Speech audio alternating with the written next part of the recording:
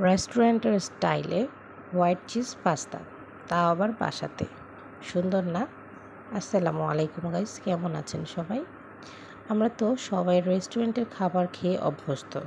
তো বাসায় তো যেভাবে হোয়াইট চিজ পাস্তা তৈরি হয় আরও ভালো লাগে তো ভালো লাগে না।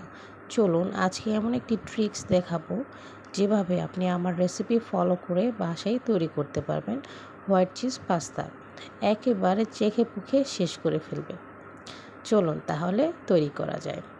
আমি প্যানে নিয়েছি পানিকে ফোটানোর জন্য দিয়েছি। এখানে আমি দিব পাস্তার জন্য সামান্য লবণ দেওয়ার কারণে পাস্তার ভিতরে লবণ ভাবটা চলে আসে।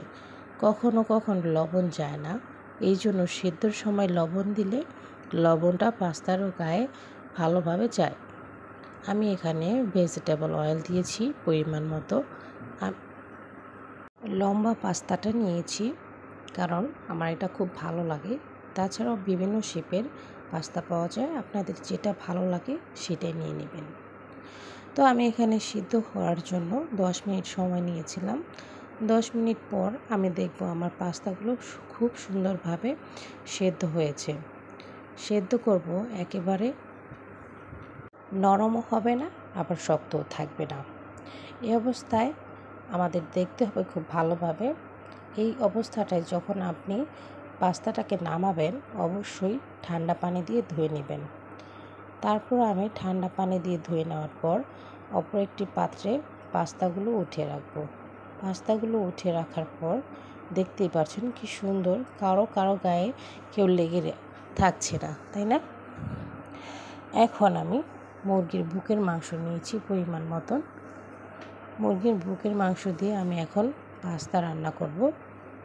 নিয়েছি 1 টেবিল চামচ রসুন বাটা এবং আদা বাটা, এবং নিয়েছি মরিচের গুঁড়া, তারপর জিরে ফাঁকি এবং ধনে গুঁড়া, নিয়েছি সামান্য মতন লবণ, তারপর হচ্ছে সয়া সস। এগুলো সবগুলো একসাথে মিশ্রণ করব। খুব ভালোভাবে মিশ্রণ করব যেন মশলাগুলো মাংসের গায়ে যায়। মশলার রঙটাই দেখেছেন কি সুন্দর হয়েছে। এখন আমি চলে যাব ভাজতে। এখন আমি পাত্রে তেল নিয়েছি সামান্য পরিমাণে, মুরগির মাংস ভাজবো। মুরগির মাংসে এখানে আমি ক্যাপসিকাম দেব এবং আপনারা চাইলে এখানে গাজর দিতে পারেন। আমি শুধুমাত্র ঘরোয়াভাবে 1 আইটেমের ক্যাপসিকাম ছিল, আমি দিয়েছি। আমি এখানে বাটার দিব। বাটার হচ্ছে পাস্তার মূল উপকরণ। সো বাটার নিয়েছি। এখানে বাটারের সাথে ময়দা এবং তরল দুধ দিয়েছি। তরল দুধ এবং ময়দা একসঙ্গে খুব ভালোভাবে মিশিয়ে এখানে আমি চিলি ফ্লেক্স এবং সাদা গোলমরিচ দিয়েছিলাম, এবং আমি এই মিশ্রণটিতে সব উপকরণগুলো একসাথে মিশাবো।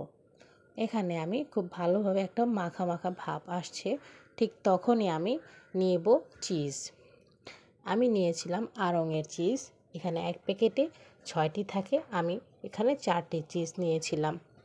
এখন যখন আমি দেখব এখানে থিকনেসটা একটু গ্রেভি হয়েছে, ঠিক তখনই পাস্তাকে ভালোভাবে মিশিয়ে নামিয়ে ফেলবো গরম গরম হোয়াইট চিজ সসি পাস্তা। এটি আপনি গরম গরম চাইলে পরিবেশন করতে পারেন এবং সস দিয়েও খেতে পারেন। এটা খেতে খুবই অসাধারণ।